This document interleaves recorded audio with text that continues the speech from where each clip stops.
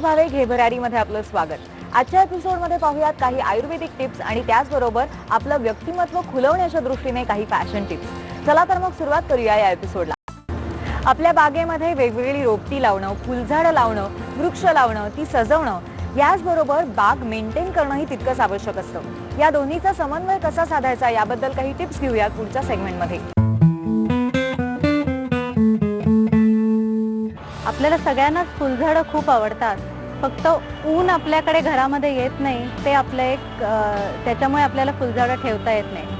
पण आपल्याकडे जर ऊन भरपूर येत असेल तर मात्र आपल्याकडे फुलझाडांचा भरपूर ऑप्शन, आपण भरपूर व्हरायटीज ठेवू शकतो।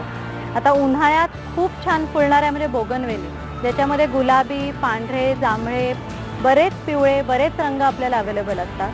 त्याशिवाय शोभेची फुलझाडं असतात, जशी ही एक तगरीची व्हरायटी आहे, ज्याला हे सीझनल नाही, कायम फुलं येऊ शकतात।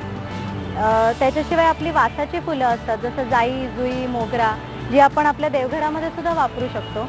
फक्त ह्या सगळ्या फुलझाडांसाठी आपल्याला लक्षात ठेवायच्या काही गोष्टी म्हणजे अगदी लहान कुंडीत न लावता ही रोपं आपण मोठ्या कुंडीत लावायची आणि त्याला भरपूर ऊन मिळेल, म्हणजे कमीत कमी 4 ते 6 तास कडक ऊन मिळेल अशा जागी ठेवलं तर ही फुलं नेहमी चांगली येऊ शकतात।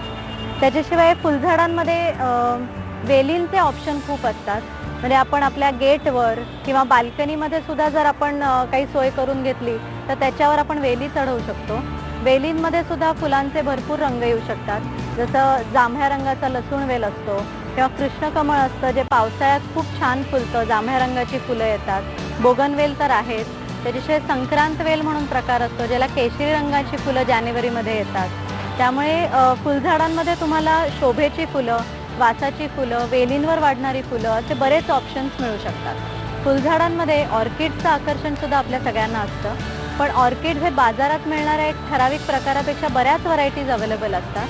फक्त ऑर्किडसाठी आपल्याला परत एक काही वेगळ्या गोष्टी लक्षात ठेवायला लागतात की ते मातीत न लावता नारळाच्या काथ्याला तुम्ही बांधून ठेवू शकता, किंवा कुंडीत जर लावलं तर विटांच्या चुऱ्यामध्ये किंवा कोळशाचे तुकडे आणि विटांचे तुकडे एकत्र करून त्याच्यात लावायचं, कारण ऑर्किडमध्ये मुळांना सुद्धा वारं लागण्याची खूप गरज असते।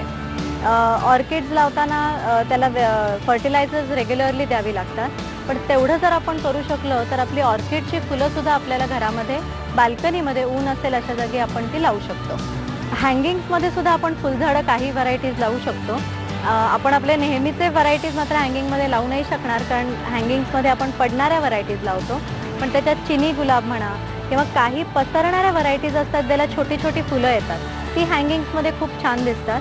म्हणजे ते हँगिंग पूर्ण भरून त्याच्या बाजूनी बाहेर येतात आणि त्याला फुलं येतात, तर हँगिंग्समध्ये सुद्धा आपण फुलझाडं लावू शकतो। घे भरारीच्या या एपिसोडमध्ये आपण इथेच थांबतोय, पण तुमची मतं आम्हाला जरूर कळवा घे-भरारी@starnews.co.in वर। त्याचबरोबर आमचा पत्ता आहे घे भरारी, स्टार माझा, star news centre, of doctor E Moses road, Mahalakshmi, Mumbai 400011। या एपिसोडमध्ये इथेच थांबूयात, पण ताज्या घडामोडींसाठी तुम्ही पाहत रहा स्टार माझा।